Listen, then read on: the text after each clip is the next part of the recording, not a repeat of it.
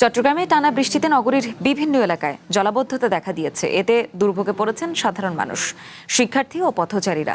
রোববার মধ্যরাত থেকে শুরু হওয়া বৃষ্টি চলে আজ সকাল ৮টা পর্যন্ত। পরে বৃষ্টির তীব্রতা কিছুটা কমলেও আগ্রাবাদ, মুরাদপুর, ১৬ শহর, বাকলিয়া সহ নগরীর নিচু এলাকাগুলো পানিতে তলিয়ে যায়।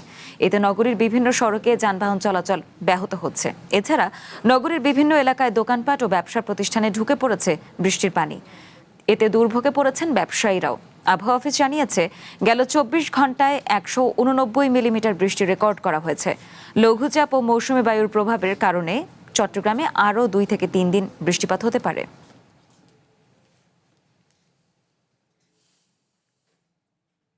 চট্টগ্রাম নগরীর বিভিন্ন এলাকায় তৈরি হয়েছে জলাবদ্ধতা। এই বিষয়ে আরও খবর জানাতে চট্টগ্রাম থেকে আমাদের সাথে যুক্ত হচ্ছেন সহকর্মী শাহনিয়াজ রিটন। রিটন, বর্তমানে শহরের পানি নিষ্কাশন ব্যবস্থার কি অবস্থা, আর জলাবদ্ধতা নিরসনে ব্যর্থতার দায় কার, বিস্তারিত জানাবেন আমাদের।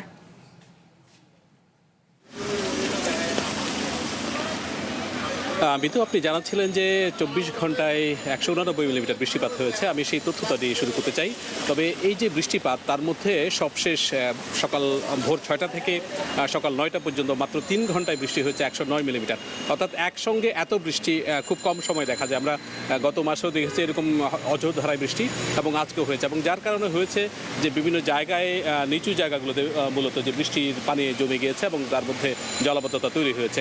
আমরা চট্টগ্রাম মহানগরীর বিভিন্ন জায়গা, আমি যে জায়গা আছে সেটি হচ্ছে ৫ তাইশের একটি জায়গা, সেখানে জলাবদ্ধতা তৈরি হয়েছে ৩টি জায়গায়। নগদ নিয়ে এলো হার নামানা হার অফার। সর্বনিম্ন ১০,০০০ টাকা রেমিটেন্স নগদে পাঠালে থাকছে স্বর্ণের হার জেতার সুযোগ। আমরা যদিও দেখতে পাচ্ছি যে সেনাবাহিনীর ৩৪ ব্রিগেড, কনস্ট্রাকশন ব্রিগেড যেটা আছে, সেটি সিটি কর্পোরেশনের পরিচ্ছন্ন কর্মীরা সহ সবাই মিলে চেষ্টা করছিলেন বিভিন্ন জায়গায় যে প্রতিবন্ধকতাগুলো আছে সেগুলো যেন দূর করা হয়, এবং এর মধ্য দিয়ে সাধারণ মানুষের নিরাপদ একটা স্বাচ্ছন্দ্য চলাচল নিশ্চিত করার জন্য বলা হচ্ছিল। আমরা বিভিন্ন যে নিচু জায়গায় একসঙ্গে এত পানি আসলে দ্রুত সরানোর মতো এরকম অনেক শহরের সেই যে জলাবদ্ধতা যত প্রকল্পই নেওয়া হোক না কেন, এরকম সিটি কর্পোরেশন থেকেও বলা হচ্ছিল যে একসঙ্গে এত পানি সরানোর মতো সেই সক্ষমতা হয়তো অনেক নগরীর নেই। তারই একটি চিত্র আমরা দেখতে পাচ্ছি। নগরীর আমরা যে জায়গায় ৫ তাইশ আছে সেখানেও কাজ হচ্ছিল।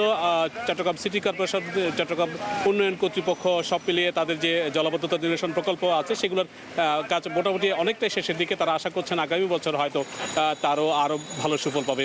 আমি এই মুহূর্তে আমার সঙ্গে চট্টগ্রাম সিটি কর্পোরেশনের একজন ঊর্ধ্বতন কর্মকর্তা আছেন, তার সঙ্গে একটু কথা বলতে চাই।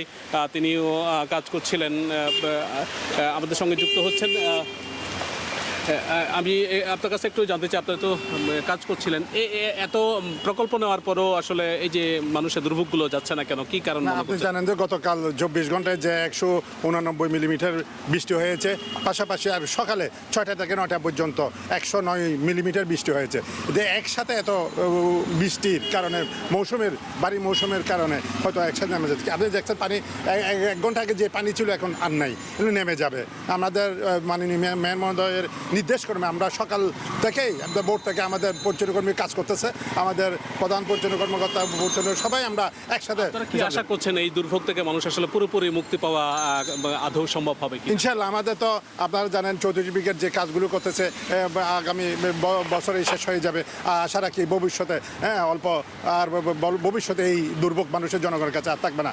এবং মেয়র মহোদয় বিভিন্ন প্রকল্প নিচ্ছেন যে এই জলবদ্ধতা নিরসনে। আপনি জানেন যে নালা এবং পরিষ্কারের জন্য যে আপনাদের যতগুলো ঠিকাদার, প্রায় ৫০০-এর অধিক যে আপনার নালা পরিষ্কারের জন্য যে ঠিকাদার, হয়তো আপনাদের যে উদ্যোগগুলো আছে তার কারণে একটা হয়তো ফলাফল আমরা আশা করব।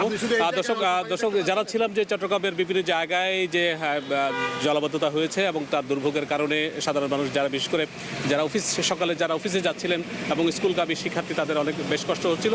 তবে সিটি কর্পোরেশন অথবা চট্টগ্রাম উন্নয়ন কর্তৃপক্ষ আশা করছে হয়তো বৃষ্টি যদি মোটামুটি কমে অথবা বৃষ্টির ব্যাগ যদি কমে, হয়তো সেই জলাবদ্ধতা বেশিক্ষণ থাকবে না, সেটি তাদের আশা। মোটামুটি এই ছিল চট্টগ্রামের জলাবদ্ধতার সবশেষ খবর আমার কাছে। ধন্যবাদ আপনাকে রিটন।